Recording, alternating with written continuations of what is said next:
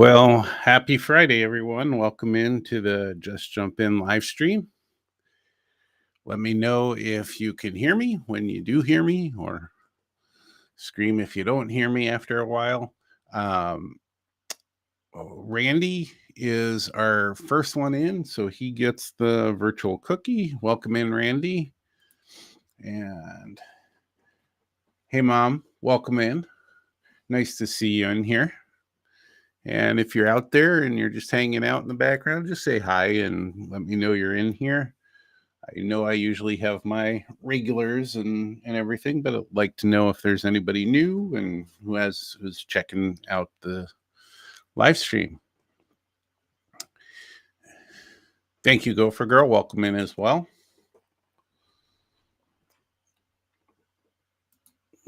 So I have quite a few things to talk about, but and a little bit of work I actually did on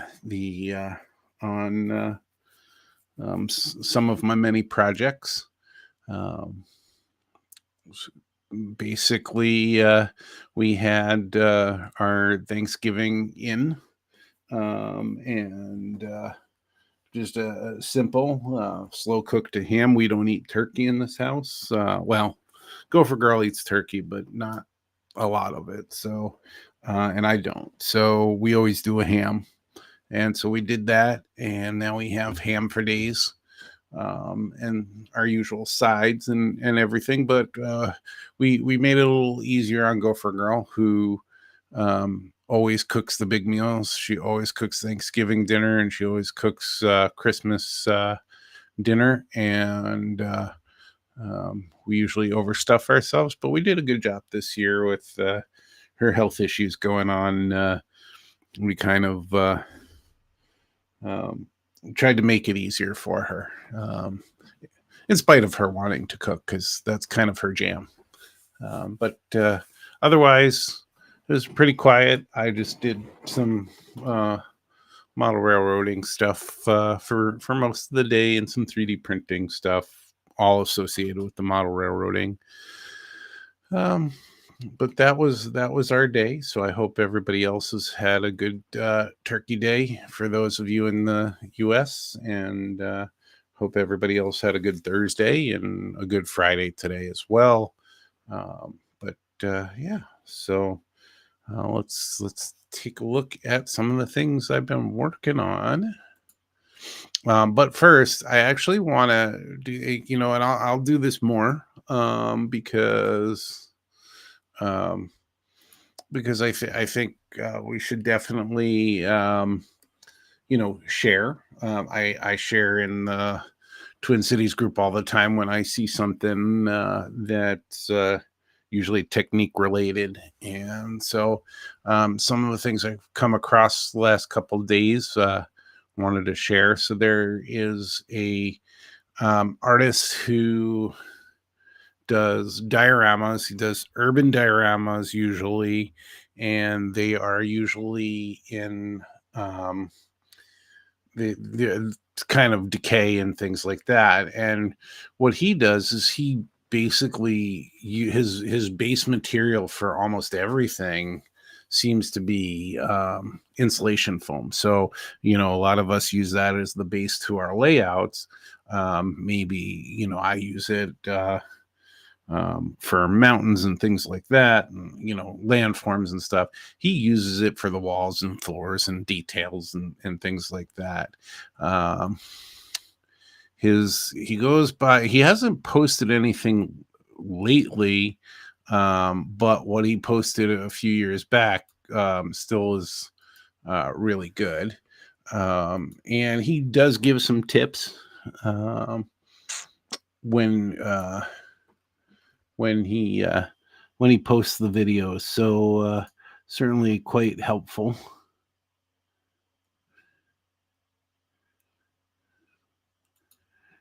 Darren, welcome in. So let's see here. Let me see if I can paste this out. But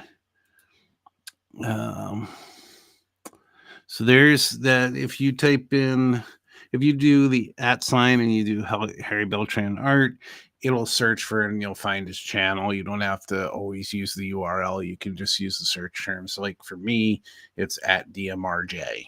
I try to make it as easy as possible. And those of you in other chats see, since they change things up in the chat identification, you see you see me come up as at DMRJ instead of Dan's Model Railroading Journey, which I think everybody probably should like, because when they say hello and they don't want to type out the whole name, because you can highlight on desktop, you can highlight somebody by putting the @ in and doing that in chats and stuff. So check him out. He did one of them. He did like a bar that was kind of derelict, and he had he was simulating like the wall chipping away and having wood slats underneath, and so he talked about how he did that with balsa wood and stuff. So that was pretty cool. And so definitely check him out there. I haven't checked out all his videos. It just popped up for me today, so I saw that and I thought I would share that. And another one that I've been subscribed to is Norm's Trains. He's generally an O-scaler, and he does super detailed stuff. So he does interiors, and he sweats the small stuff with the interiors and the exteriors and everything. And so he crosses over into dollhouse miniature type stuff, because perspective is, when you're looking in the buildings, it isn't going to always be exact. So he takes some things out of the dollhouse miniature world. Also, and when he does his interiors, he uses a number of mediums, including 3D printing, to get those interiors, and it just looks really good. And he lights the buildings, and he constantly works on his stuff, moving stuff around. And you should be able to find him at Norm's Trains. And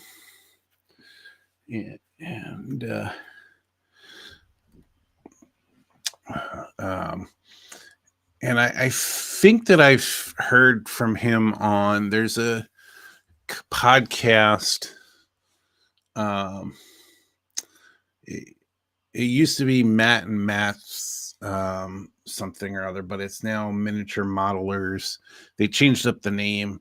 I haven't actually listened to them in a while. Around the holiday time, they sit there and go through the Lionel catalogs and things like that. So I don't listen to that, but I listen for modeling techniques and things like that. And I could swear that I've heard from Norm's Trains on there as well. So thought I would give you some inspiration. You'll definitely be inspired by the work that those two do, and you'll be inspired by my junk pile here. Maybe if you're a messy modeler like me, but if you like some really highly detailed stuff, those guys are pretty good. So we talked about the passenger cars and having to get those, the doors got fit in, but if I were to paint it, you would see the styrene from the filler styrene and everything, and so I had to reputty that. So I did that. Did I do that yesterday or Wednesday night? And so that's ready to go to sand. So I'll be sanding this weekend. I'm gonna try not to get down to the bare bones there. I'm gonna try and get it as smooth as possible, so that it'll paint well, like the cab car did. And then, it's ready. Those are ready to detail. So kind of excited about that.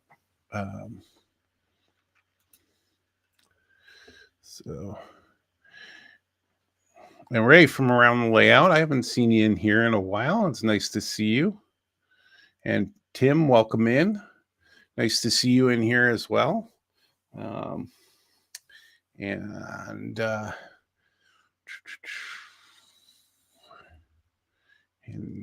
or if those of you talking about podcasts, if those of you don't know, and I don't know who doesn't know who's into model railroading, but Around the Layout is a podcast and it's a community now, and it's a very good one. It's interview style, and we got lots of good deep interviews from Ray, and so appreciate the work that he does, bringing the model railroading world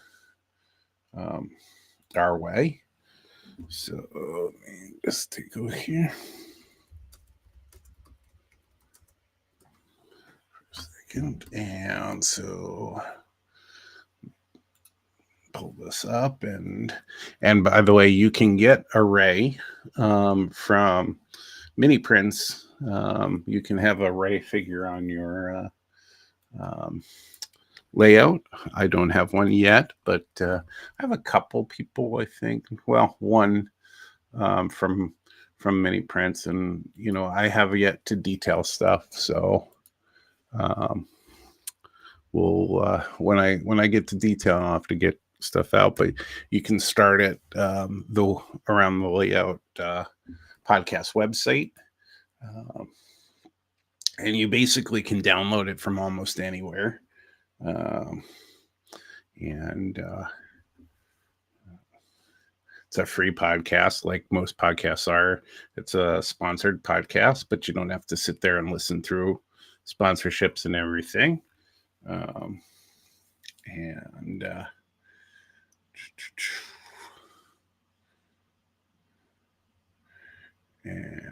I think that that one of the podcasts is out today.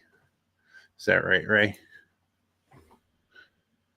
And Tom, welcome in. Nice to have you in here.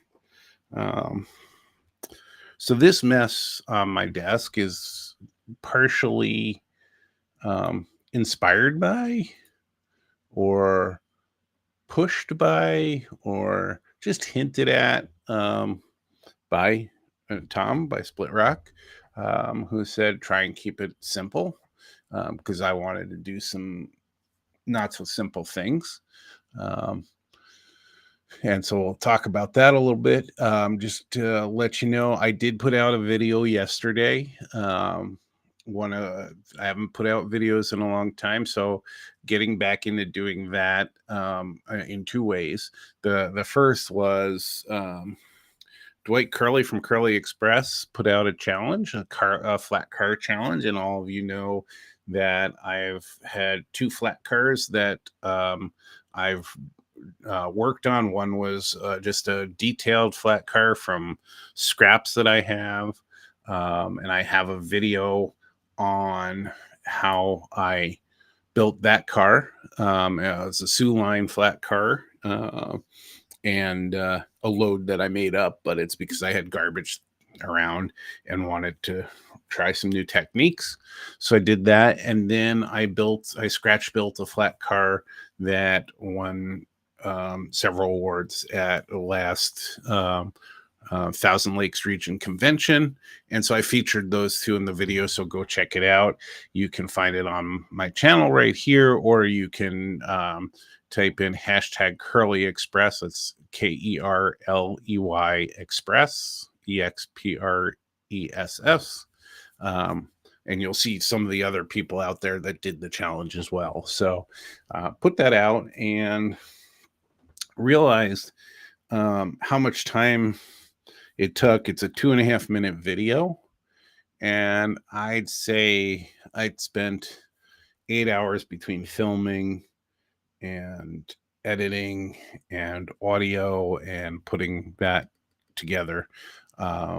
So a lot goes into this. So hopefully you'll watch it, you'll like it, and some get it out to other people to watch. And so I've been talking nonstop. Not that you guys are talking to me, but let me know in the chat what you're all working on, and how you're getting through the holiday. And Ken, welcome in. You're usually working on your layout in the background when you're listening in here, commenting, and good to have you in here. But let me know what everybody else is working on there. And then let's get this guy out of the way, and we can take a look at this mess. As we talked, so I put a comment in and some pictures of this in the having the light back there so low is giving me is kind of doing something to the camera. Give me 1 sec here.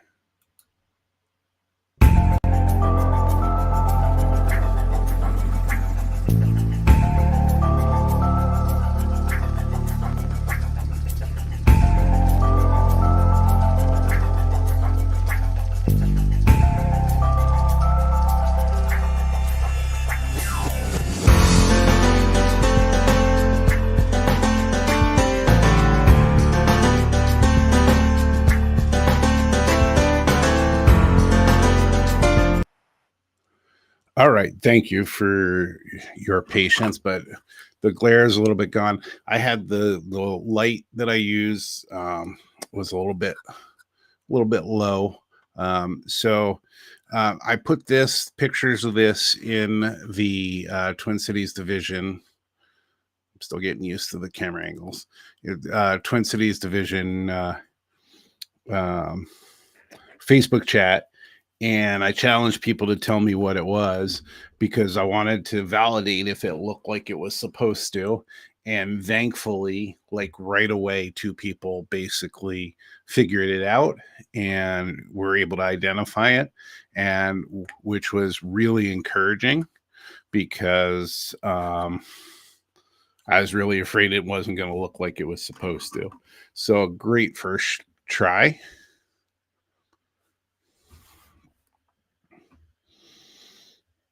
So let me see what we said here. Okay. Your work, Tom, is surprisingly enough, I've only had 2 pieces of pumpkin pie. And now, because I'm so food suggestible, now I have to have one after our chat tonight.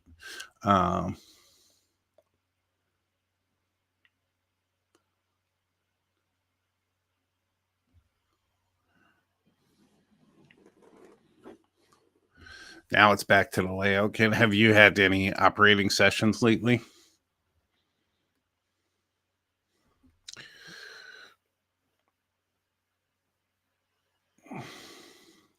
So that was, Randy, that was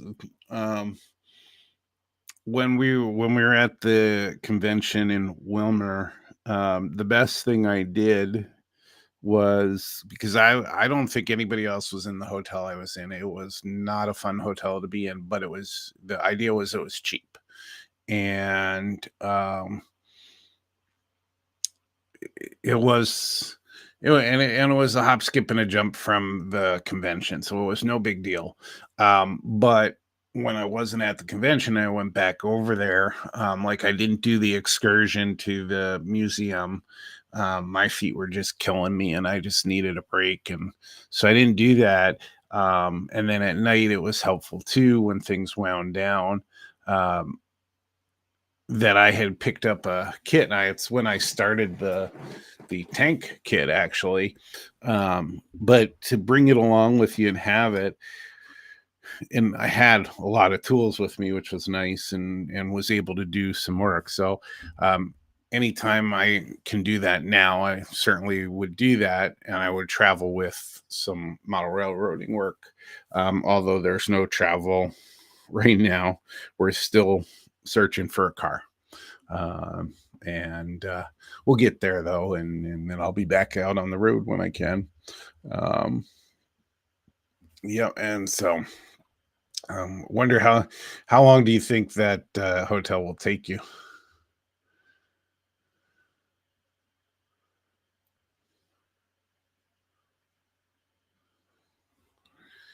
You know, Ken, what was interesting, so my company is a benefits, so health benefits, pension administrator, basically. And oh, good, you lost me here. Um, why did it randomly do that? So let's do. All right. What in the heck happened, and how do I switch these up? There we go. So we'll go with that until I figure out what the heck happened with the camera there, because the camera is working otherwise. Um, yay. How do I restart you? May not be able to restart it. Okay, very good. Now I lost my. Oh, so let me go back to the comments here. Um,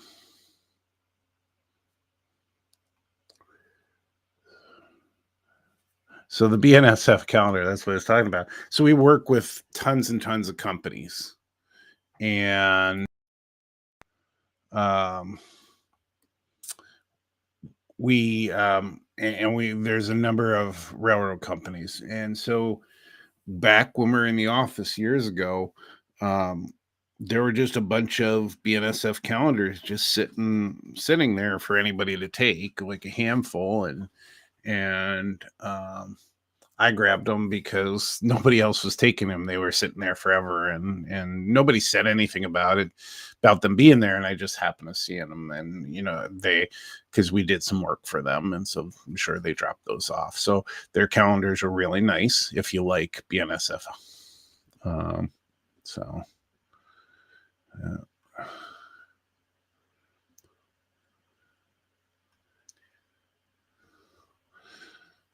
uh, oh, electrical work. Uh-oh. So, I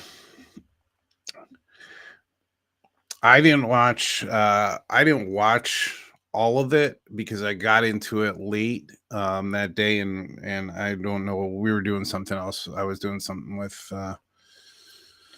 Gopher Girl, or but so I didn't see all of it. But I put it out when it first came out. I put it into the TCD chat and everything, and we're always going to have people who are going to um, have problems with change, and regardless if you like what the current administration has done, I can tell you, because I was here with the previous administration as well, more has been done to move us forward, and um, I'm really happy with that we're moving forward with what we're doing. I haven't liked everything that's gone on. Um, some of the responsiveness hasn't been great after some of the work that was done. But I have my own issues with any organization. You're going to have issues with. You're not going to love everything that goes on. But I do like the changes. I like moving forward. Um, I understand that people are going to be tied to um, things, in the past. They may have, great. I may never do a best in show at a convention again. So I'm going to remember that convention and how I did there, and they're going to things that are going to trigger back to that, and that's prior. Those logos are prior to um, the new setup. My favorite hat, I wear it all the time, has this logo on it, which enough people had problems with. And I wear this thing everywhere all the time. And I love the logo, but I'm not going to be married to it if we're going to move forward and we're going to have a different branding style. So I'm excited about the changes that are coming. So, oh, so you're not doing campers anymore, Randy? Too cold for that, huh?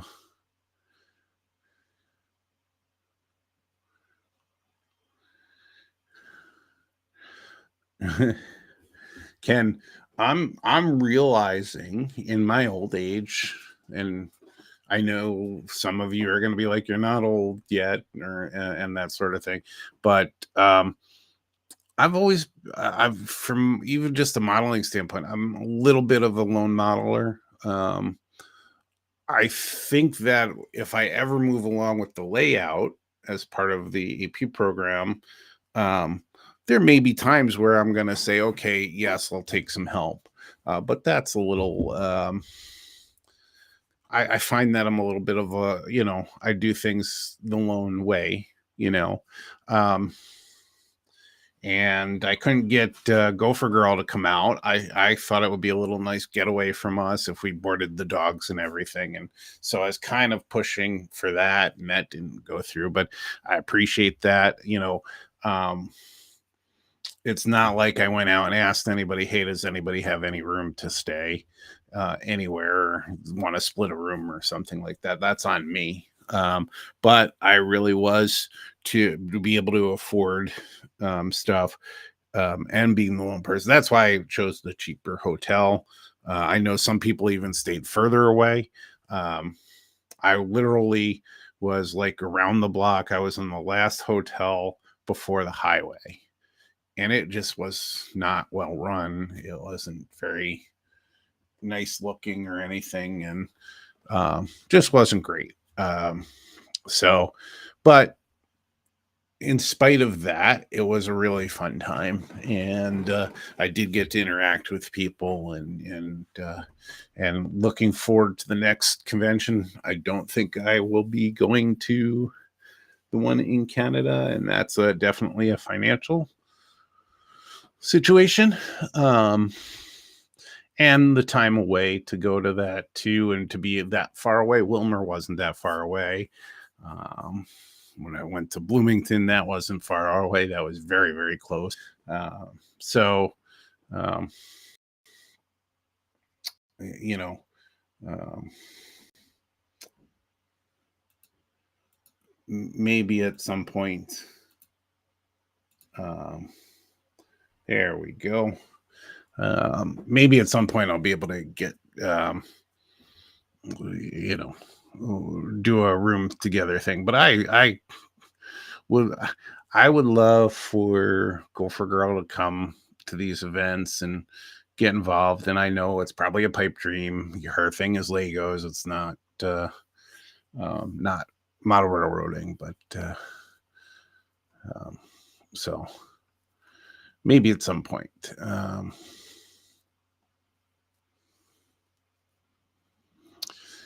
Doesn't it do that, Tom? The car just takes away, but it gets you to places so that when you're able to spend the money, you can on model railroad stuff. So, and Randy, I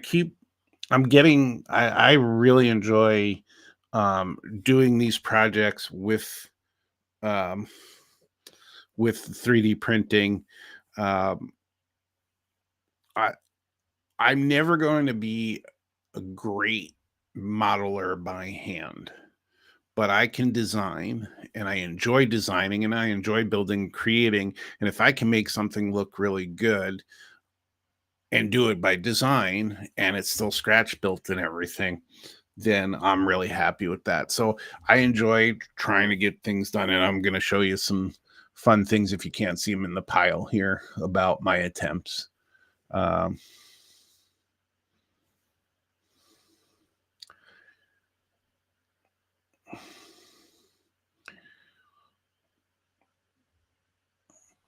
it's funny, Ken. I can change too, but not easily. I am great with helping other people change. You'll hear that at work all the time when we go through changes. I am a champion of that. I cheer people on and I help them get through things, but then I don't do um, I don't do so hot with change myself sometimes. It's really uncomfortable at times, but I put on a good face for everybody.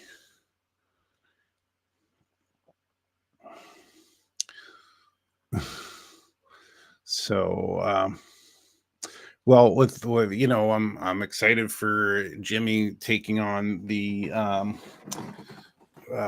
the convention chair bit, and hope that we can help support him in doing that in the long term, and make it maybe standardize some things. And I a while back I had sent an email to the board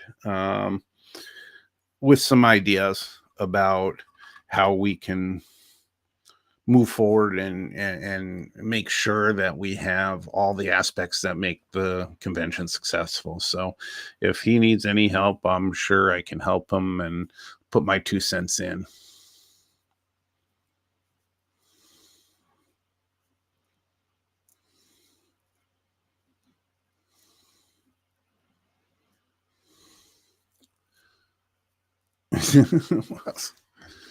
So yeah, and that's the other thing, Randy. There's going to be lots of people that just don't like the logo and don't like, you know, and there are going to be people that don't like the fact that money went into rebranding the whole, doing this, studying it, and then doing the design and things. That's going to cost money and stuff. So people will have gripes with that. But in the long run, if number one, we really do stabilize our current membership and we are able to grow, then it's one piece of the puzzle that got us to grow.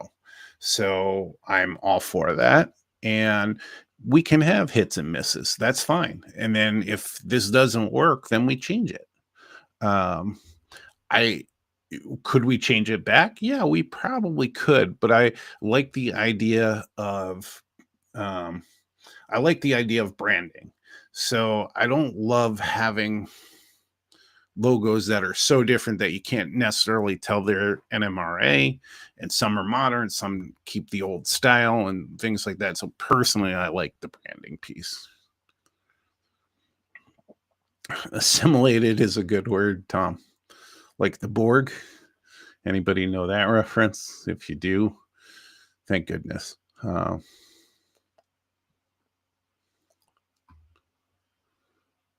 So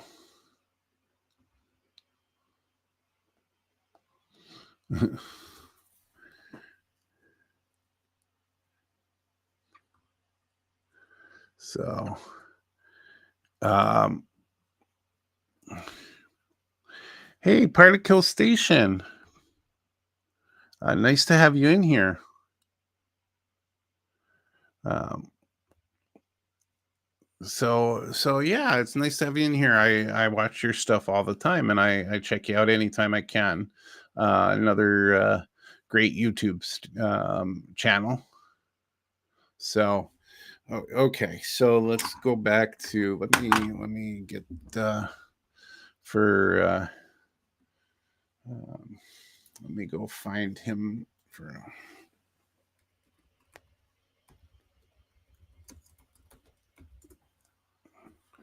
Let me see if I can get you. His link will be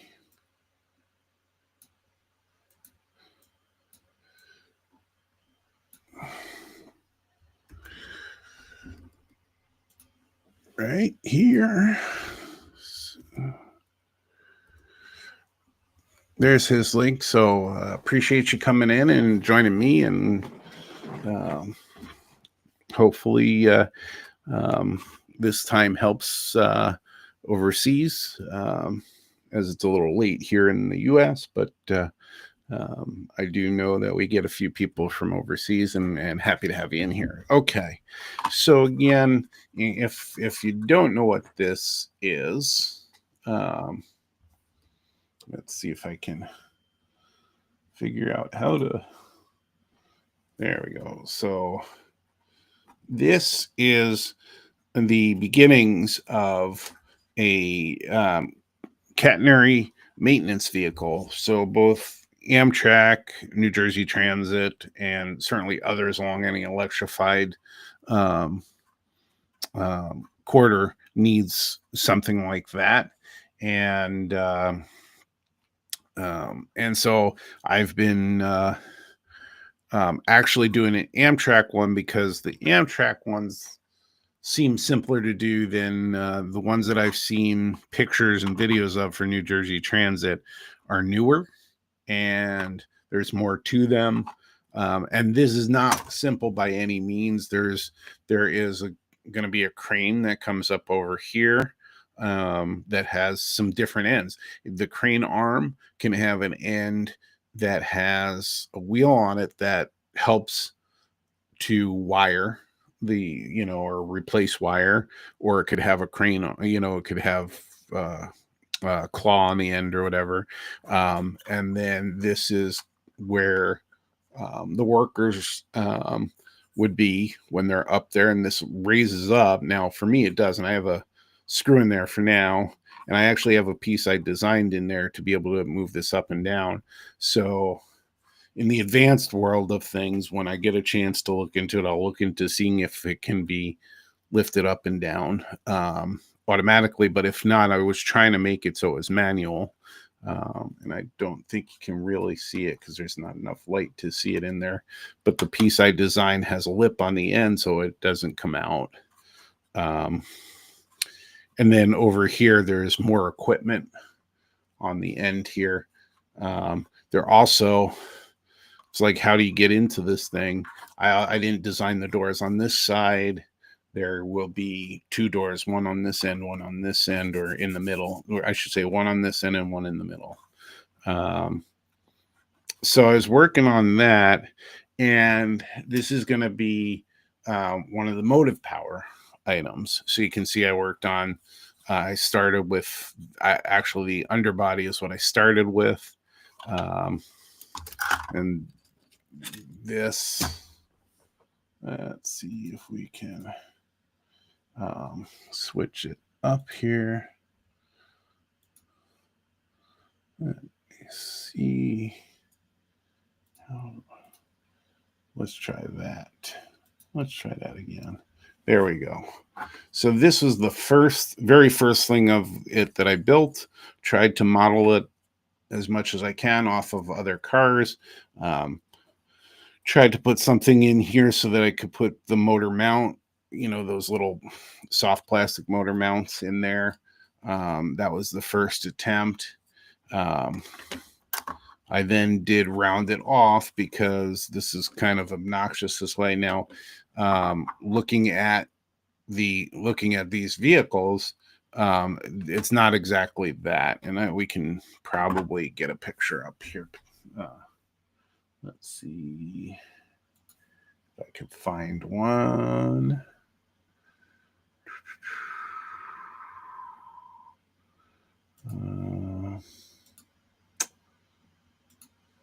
No, I got rid of them all, didn't I? I'll have to make sure I have pictures next time. But there's a lot of equipment here. I'm going to run into an issue here with sizing. With this being all the way out, I'm going to have to do some modeler's license to have the wheels work on this vehicle.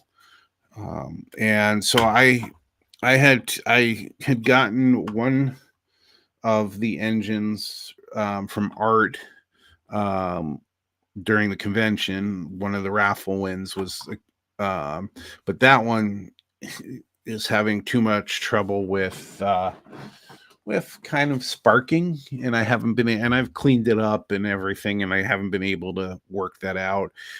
So I did get a cheaper Bachmann engine here. And that one is, so it was GP35. And I got that thinking, it's undecorated. I can hopefully use the engine, use the wheel sets. If I can't, I could still use it as a Conrail engine. So I got that anyway. And, for whatever reason, every wheel set and holes and setup is different. So I started working on it based on these wheel sets. They have they're really short and tight together, and they're in a metal frame, which I was most used to with N scale, having these metal frames. And so I was trying to figure out, this technically fits in here. We can make it work this way, but everything has to fit correctly, and they didn't quite fit correctly. And so without actual motor mounts, the next thing was this thing was not going down far. The motor works great, so I was going to use that. But it just doesn't go down in there or anything. So the next thing to do was to prototype a motor mount. And so I started with a plastic one, did all my measurements. Measurements were absolutely terrible, as usual.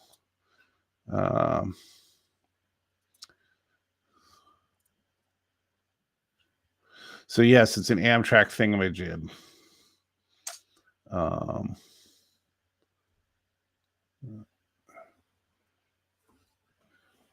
Let's see. And so I first, this was just to try and see if I got it right. Now, I thought maybe I would cover it up, but this was going to be way too big. Plus, it was measurements were off, and I only actually want, well, that part of it was off, but this was too big coming off of this side here. And it was pretty good, but it wasn't there. The other thing is I wanted something softer, something to absorb. And so the next one was using TPU. TPU is a soft plastic. And so this came out shorter, which I wanted, but it was too tight. And it was still the same thickness too. And I really wanted this to happen. And so the other part was the inside of this is the same on this one. So even with it rounded on the ends.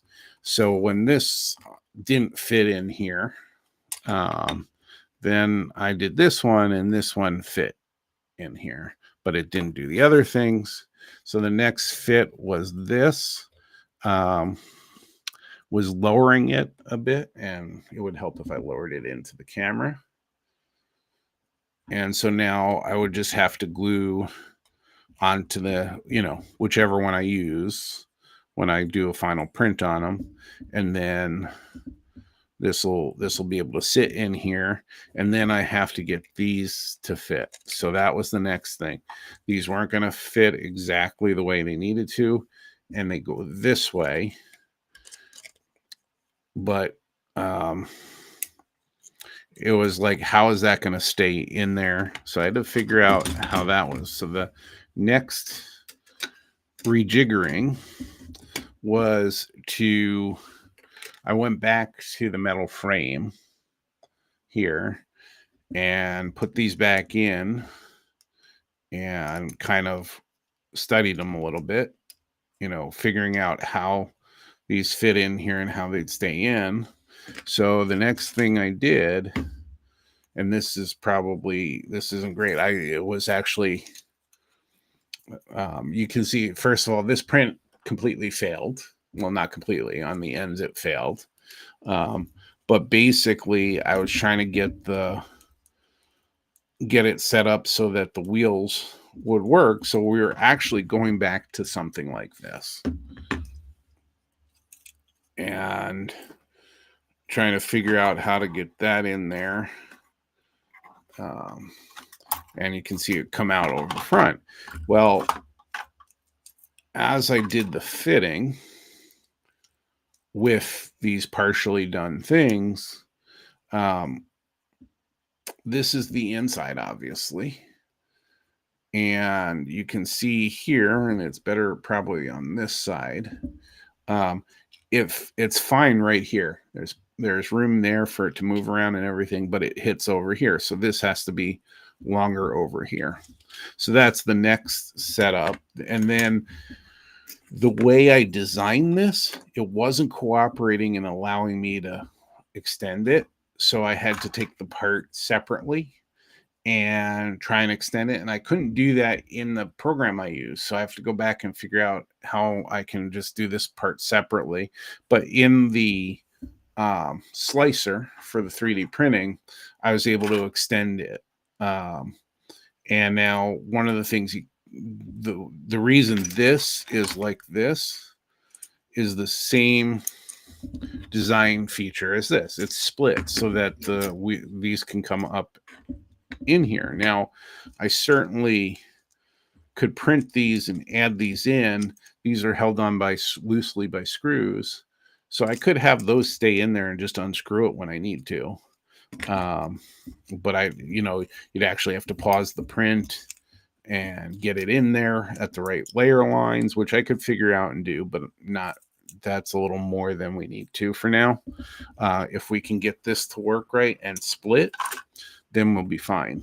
But I didn't have a chance to get this reprinted and everything. So, but when, this all fits like that, this is over top here. So I certainly could still, have this insert be off center, have this still above it, and then I have room in there for the end of that. And so we're getting close.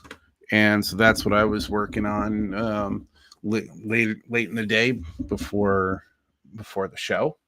And so the work keeps continuing on, and like I said, I'll take some time to go sand and do stuff and try and keep moving on the passenger cars, get those detailed, painted and everything, and kind of be done with those and have those ready for evaluation.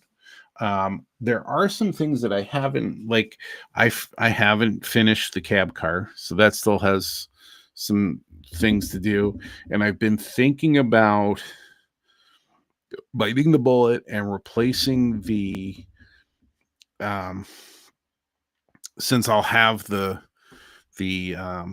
passenger cars requirement, I was thinking about replacing the current decoder, which is a non-motor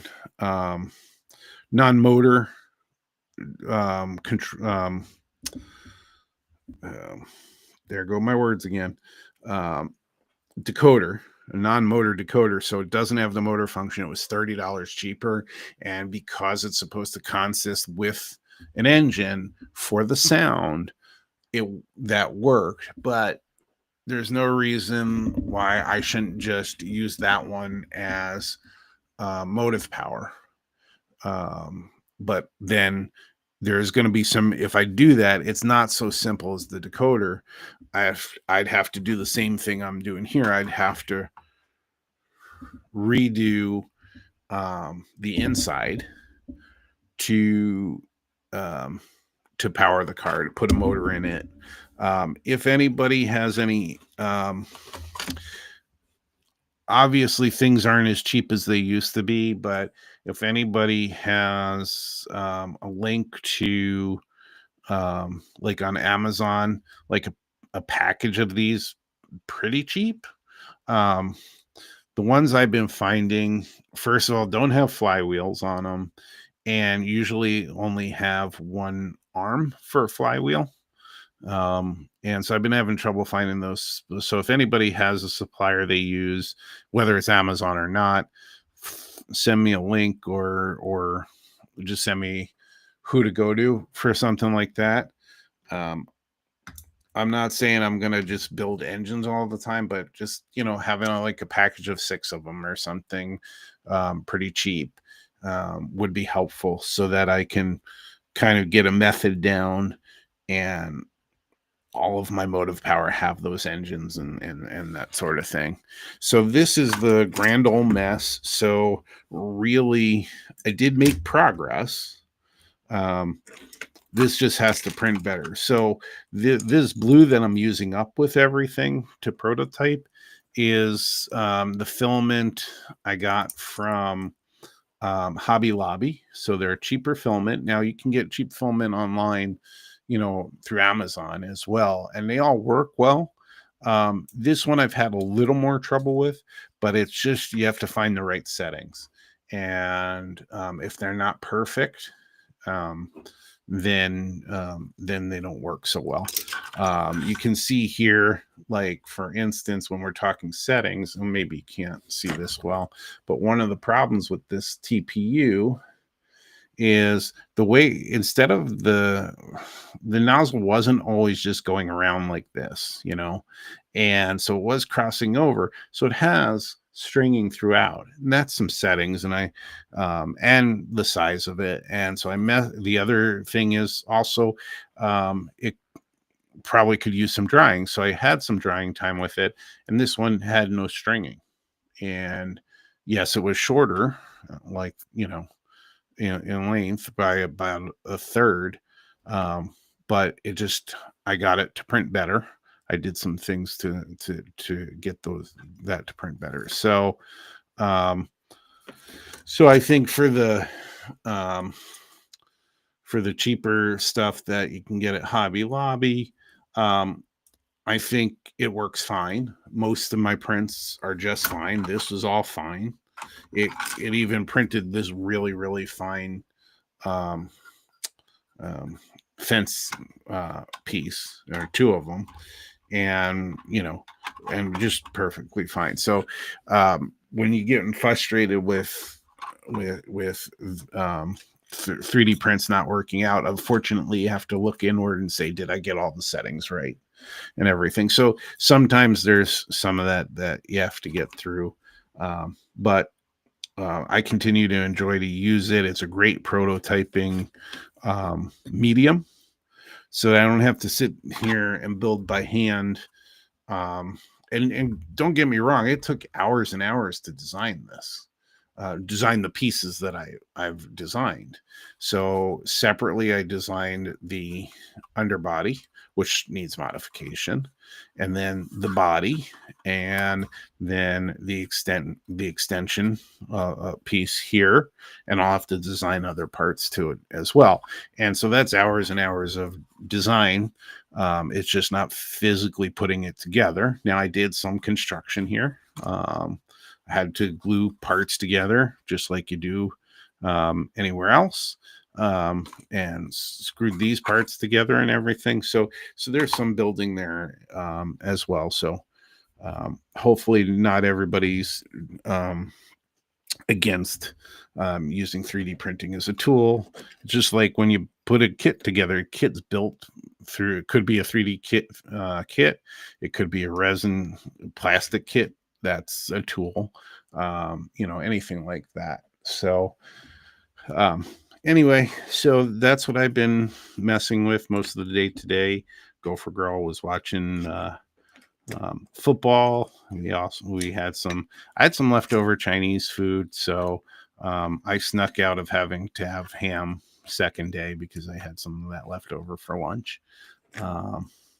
But yeah, that's what we're doing. And so the rest of the weekend, I'm sure I'll be working on some gotta hide on Sundays when the Vikings are playing from Gopher Girl, and let her stay in her zone. And so I'll have plenty of time to work on stuff, and hopefully soon, we'll get that car and move on with our life. But it's kind of there isn't like it's think I understand how people can live in a city because we haven't lacked for any needs by not having a car. And we've been going, we've gotten what we needed. We've had groceries delivered. We've had our toiletries delivered. We've had a few meals delivered, uh, prep meal, like restaurant meals and things like that. So, life goes on. It's just without a car right now, and I think we're. I mean, I like to get out and I like to move around and stuff, and I feel like I don't move around as much when I'm at home. So it does allow me, if I go to the hobby shop, it allows me to walk around the hobby shop, maybe spend a few bucks, but actually get the walking around and the health benefit of a hobby shop. So um, I recommend it to anybody for health is to walk around a hobby shop, window shop, and then come away with a few things. But it's very healthy because you're walking and walking and walking. And I don't, that's the only thing I don't get at home is the walking part. But, um, and and my bones are too cold now. So I'm not going out for walks or anything. Unfortunately, we have to go quite a distance. I mean, it's not in the scheme of things, it's not a super long distance, but it's way longer than it should be, especially since we don't have an outlet to one end of our road. So all of the mailboxes could be there or like normal people in front of their house, but no, they're down the road and got to make a right and go down the road there and you know hang on a hill while you're pulling the mail out and stuff. And so we got stuff sitting in there. So I'll have to walk over there one of these days and get the mail. But it's a little cold for that. So anyway, um, that's where I'm at. And I don't know, is there anything I know that for the Twin Cities division in December we have the holiday party. Um, And then we have in January and February virtual um, meetings. Do we have any clinics that anybody knows of? You know, um, See, Gopher Girl's trying to get rid of me. Do you have $5 or $10 so that I can go, Gopher Girl? That $10 is usually comes out of my paycheck and goes into the hobby budget. So, uh, but yes, I could, we have a really neat service here in the Southwest Twin Cities. Um, we really have kind of the Cadillac of the transportation system in the city because there was kind of not us, but there's money out this way in the Southwest Metro. And the buses are carpeted and nice. They're not like the city buses in Minneapolis. And I used to take it all the time when I worked at the University of Minnesota. Was a lovely ride every time, and I didn't have to drive, and I love that. Um, but they also have a service where you have a doctor's appointment, or like I recently had to go get my license renewed and get that real ID thing. Um, and so I had to go to the DMV. So for it's $5 a ride. It's on demand, and you could wait during peak times, or it could be really quick. So like going out to the DMV was really quick, but I had to wait a half hour for a ride back from the DMV, and it was $5 there, $5 back. It's convenient. They have an app for that. You can use your Metro card that's loaded with funds. Um, there's multiple ways to handle that, but um, it's door to door, so they come pick you up at your door, drop you off at the door of your location. Gopher Girl had a doctor's appointment, so she was able to take that transportation there and didn't have to ask family. We have one family member close by. We have some friends that are on the St. Paul side, so a little bit more of a distance for them to help out. that way. So we like having that service. So it's really neat. And so I could take it, but it's not like I don't hate sitting up here in the room doing my model railroading stuff, and so I'm perfectly happy that way as well. With that, I'm gonna say we've hit an hour, and I've enjoyed talking with you, giving you updates. Um, I know, like I said, we have some things coming up with the Twin Cities. Look out to see if there's any in Twin Cities division. Look out to see if there's anything going on in the Twin Cities model railroading this weekend. Not sure if there is. There's one. I think there's one club that was advertising um, to have holiday trains or something like that. So if you're out there and looking for something to do, look around for that. But other than that, just jump in and try something new, and you may find something new that's a new passion for you. And I certainly have, and I certainly am going to try and. I'm certainly going to keep trying new things and use my own advice and just jump in. With that, I'm going to say have a fantastic rest of your weekend and a great holiday season. And I don't have any plans to take any Friday nights off at this point. So I will see you next Friday.